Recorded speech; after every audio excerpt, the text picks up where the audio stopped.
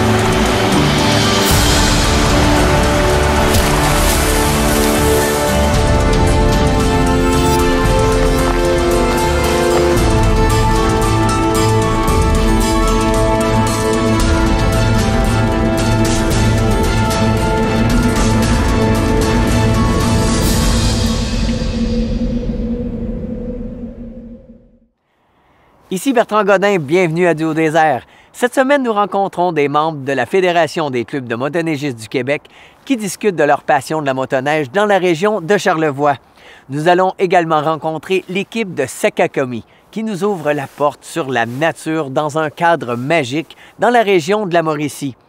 Mais débutons avec une entreprise d'aventure écotourisme Québec qui nous fait découvrir les joies de l'hiver à travers de nombreuses activités de plein air.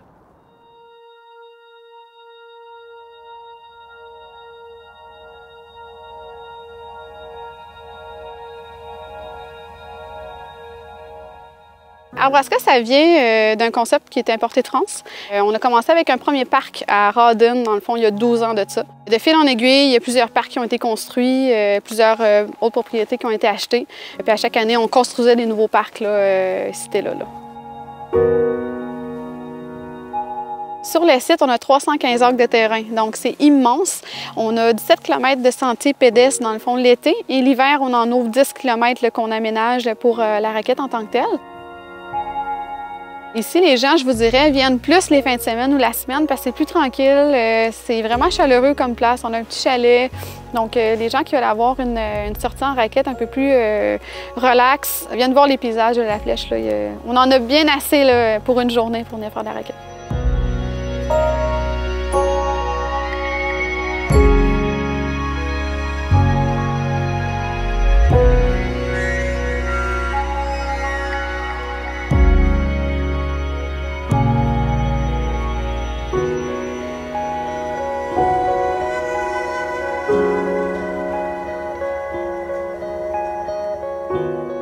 La première raison pour laquelle on a commencé à faire des tyroliennes l'hiver, c'est en regardant premièrement le paysage ici, c'est spectaculaire l'hiver, le site se transforme complètement. On s'est rendu compte que les gens tripaient autant été comme hiver, puis étant donné que le site ici est surtout un site qui est incroyablement beau, pourquoi pas? On s'est lancé là-dedans. Les tyroliennes font plus de 60 mètres de hauteur, puis on parle d'environ 300 à 400 mètres de longueur, donc c'est très impressionnant. On a des prises de vue imprenables sur le lac Armida, le lac qui est devant le chalet, donc vraiment très joli.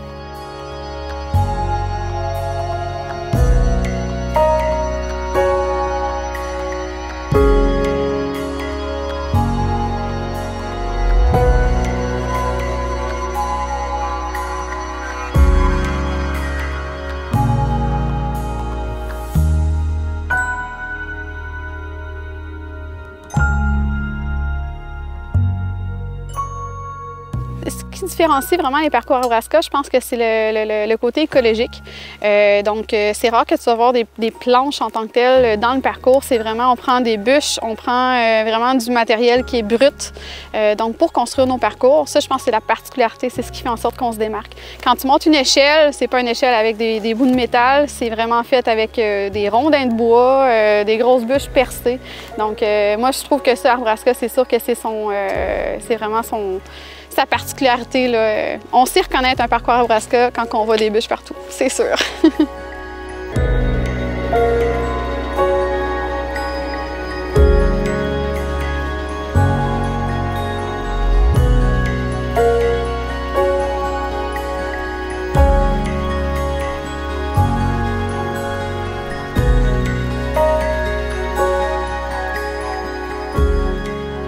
On est le seul parc Arborasca aussi qui a une caverne sur son site, donc c'est vraiment exclusif. C'est depuis les années 2000, dans le fond, qu'elle est bien aménagée comme elle l'est présentement. Une des raisons principales pourquoi on ouvre l'hiver, c'est pour permettre aux gens de venir voir les stalagmites de glace.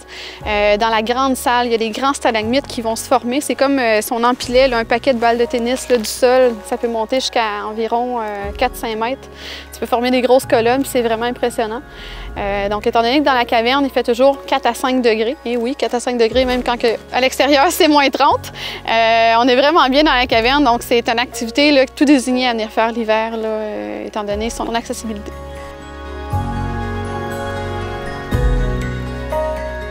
Notre patois, on peut dire, c'est « t'es chez vous, chez nous ». Donc, travailler ici, je pense que c'est l'idéal. Moi, ça me rejoint totalement.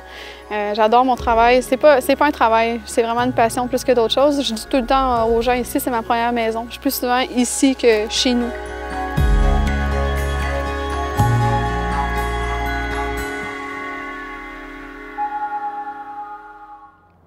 Notre spécialiste drone chez Lozo nous explique toutes les particularités de la osmose de DJI.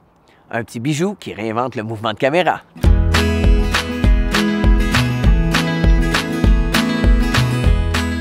Pour filmer des vidéos stables et fluides, DJI a inventé la caméra stabilisée par excellence, l'Osmo. C'est une technologie dérivée du domaine des drones qui est maintenant à portée de main. Il existe 4 versions de l'Osmo. La première version sortie sur le marché vient avec la X3, qui est une caméra avec un grand angle 20 mm, capteur 12 millions de pixels. On a ici la version Z3, qui se trouve être une X3, mais avec version zoom, donc on a un zoom optique de 3,5 fois.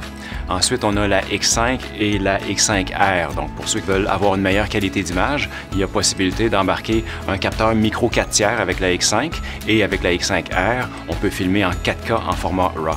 Il y a également possibilité de faire du Full HD à 120 images secondes. Donc, si jamais on a des scènes d'action à filmer, il y a possibilité de faire de très beaux ralentis. En mode photo, il y a la possibilité de faire du panorama ainsi que la longue exposition. Et on a aussi le mode time-lapse, ce qui est assez particulier parce qu'avec une caméra comme ça, même à main levée, on est capable d'aller jusqu'à environ 2 secondes d'exposition. Le contrôle de la caméra se fait directement sur la poignée via un contrôleur. Sinon, on peut le faire aussi directement à partir de notre tablette ou de notre téléphone via l'application DJI Go.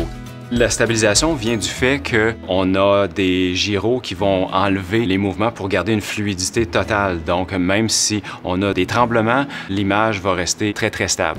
Les accessoires inclus avec l'Osmo sont la carte micro SD de 16 GB, la pile, le chargeur, le support pour téléphone ainsi que l'étui.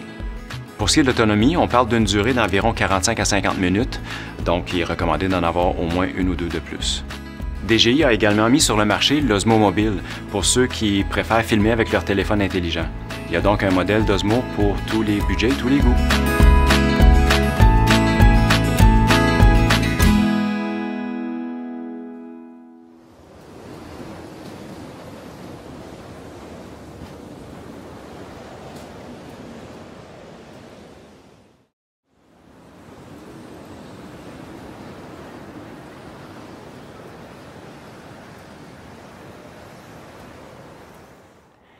La motoneige à Charlevoix, c'est juste extraordinaire.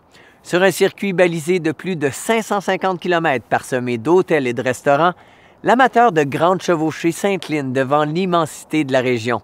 Qu'on s'offre une balade courte durée le long du fleuve ou le raid d'aventure de quelques jours à flanc de montagne, une chose est certaine, c'est que Charlevoix, c'est l'une des meilleures destinations de motoneige en Amérique du Nord.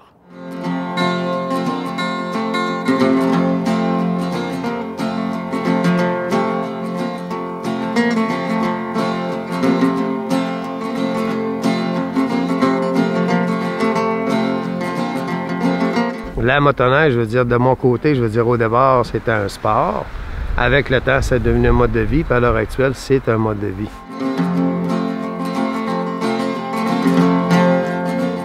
À vol d'oiseau, si tu regardes ça, il y a 110 lacs dans la région où on se trouve à l'heure actuelle. Donc, c'est un territoire qui est privilégié. Puis l'autre côté, tu n'es pas loin de la ville. C'est assez plaisant. Il y a 350 cm de neige au sol à l'heure actuelle, selon ce que j'ai lu dans le journal ce matin. Bien, moi, je trouve ça magnifique. En fait, vraiment, tous les endroits au Québec sont vraiment différents. Ce qui est bien ici, c'est qu'on monte tout doucement dans la montagne. Et puis, quand on arrive, on a droit à des paysages incroyables comme ici. Vraiment des beaux, grands, longs sentiers. On a le temps de faire le vide, juste profiter de la nature, de la neige. C'est merveilleux. C'est une façon différente de faire du plein air. Donc, pour moi, la motoneige, c'est aussi un moyen de profiter du plein air. Donc, vraiment, la région de Charlevoix, c'est vraiment une région magnifique pour venir faire de la motoneige.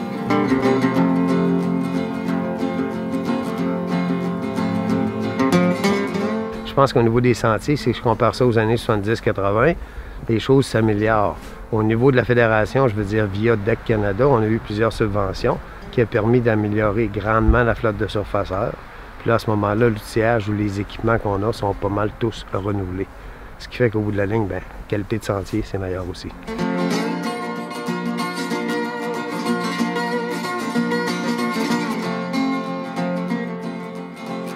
On est tous bénévoles. La majeure partie des gens qui sont au sein d'un club de motoneige sont des bénévoles. En fait, il y en a 4500 à grandeur de la province. Quand je regarde pour la région administrative de Québec, il y a 11 clubs, ce qui fait qu'il y a au moins 250 à 300 bénévoles qui vous permettent de faire la motoneige d'une belle activité.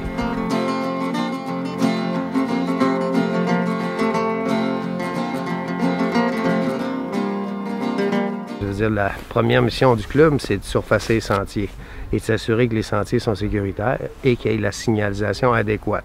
Parce que dans le fond, nos clients, ça s'appelle les motoneigistes. Si tu veux les avoir dans ta région, plus tes sentiers vont être beaux, meilleure sera la condition et le plus tu auras de touristes. C'est ça que ça veut dire.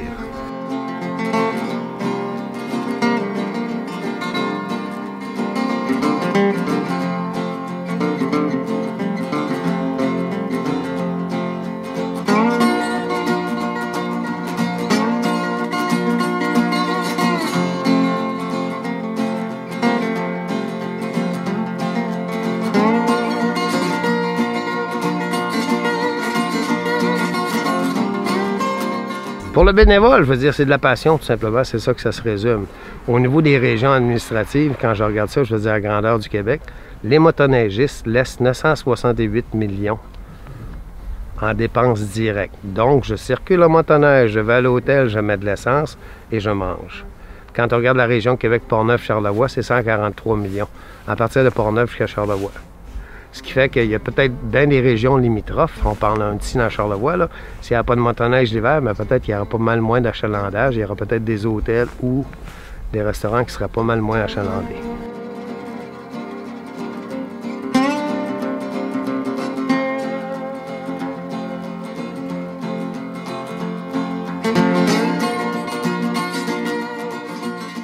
Il y a 13 plus belles régions dans la province, mais là, je peux dire que oui, c'est ici, dans Québec, Portneuf-Charlevoix, qui est la meilleure région.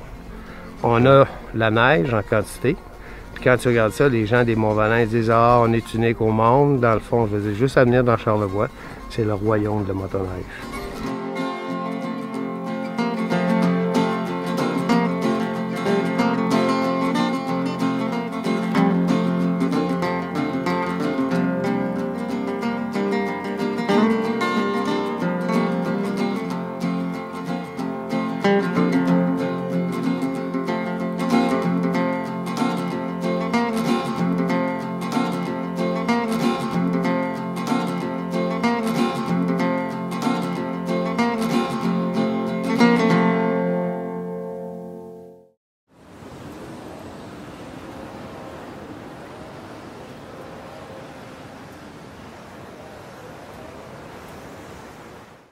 Situé entre Montréal et Québec, l'hôtel Sakakomi est une porte ouverte sur la nature. Niché au cœur de la forêt, aux abords de la réserve faunique Mastigouche, il surplombe le majestueux lac Sakakomi dont le rivage fait plus de 42 km. La renommée internationale de l'établissement repose sur l'hospitalité sans égale du personnel ainsi que sur la diversité et l'authenticité des activités hivernales proposées. Survolons Sakakomi.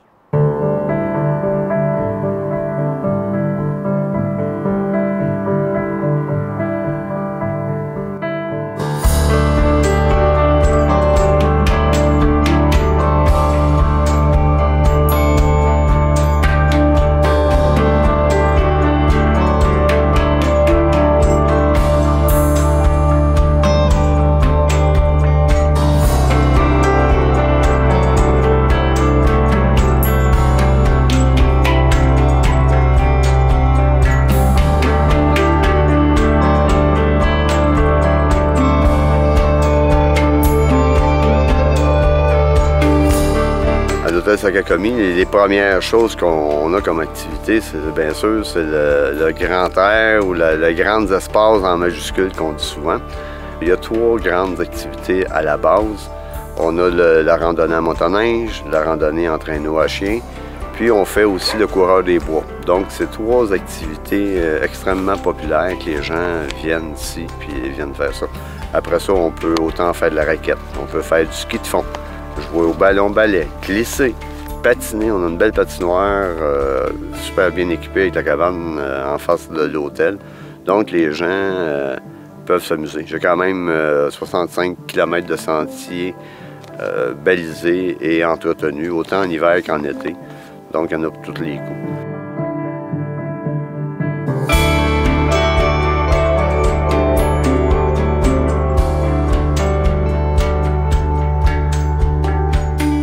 Parfois aussi, on offre le buggy, tout dépendant du genre de clientèle qu'on a. Il y a du buggy qui se fait sans arrêt, là, qui est super le fun, qui n'est pas une course, mais qui est surtout juste un esprit de conduite sur glace. C'est des côtes à côte, bien ordinaire. On roule sur le 4 roues parce qu'il y a du 4 roues motrices, mais c'est pas une compétition. Souvent, qu'est-ce qu'on va faire, c'est qu'on va chronométrer les buggy, puis ils roulent, puis c'est celui qui fait le meilleur temps sans déborder.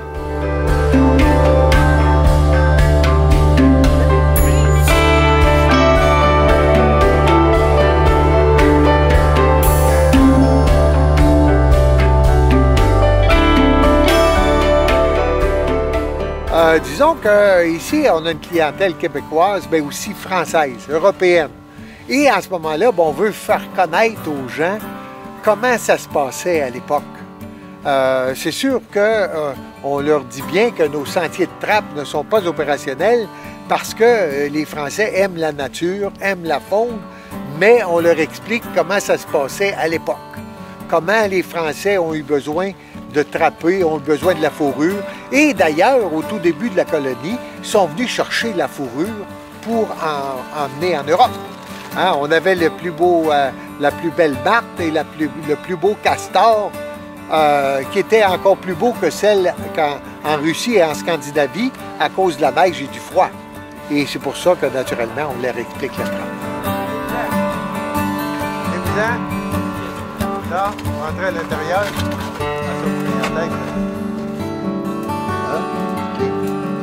OK. Moi, disons que je suis guide animateur à l'hôtel Sakakami. Cependant, c'est que quand j'étais plus jeune, je trappais. J'ai trappé avec mon père. Et à ce moment-là, bien, c'est là que j'ai appris quand même à vivre en forêt et à me débrouiller en forêt, soit à la trappe, à la chasse.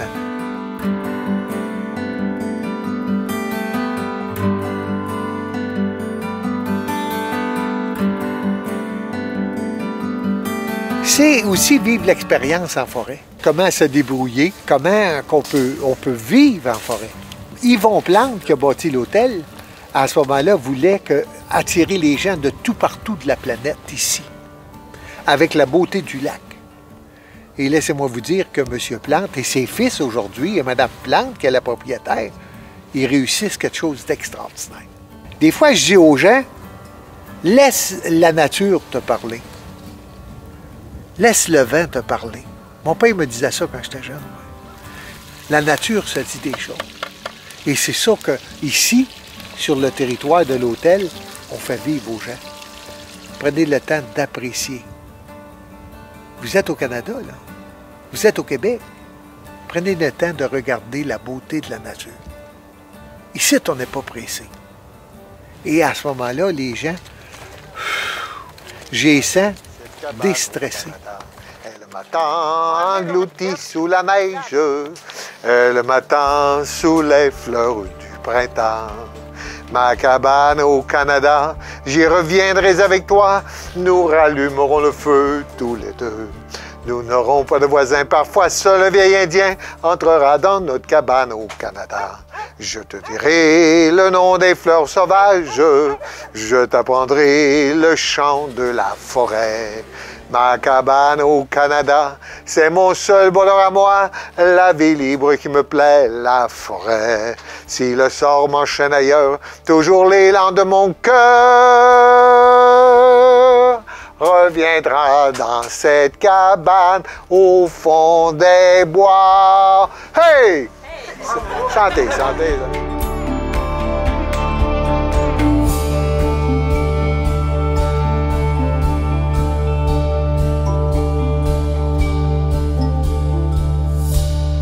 Regardez, c'est beau.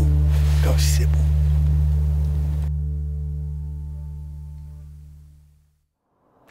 C'est déjà tout pour cette semaine. Merci d'avoir été des nôtres et j'espère que vous avez apprécié nos aventures. Et je vous invite à vivre avec nous d'autres sensations fortes la semaine prochaine du Haut-Désert.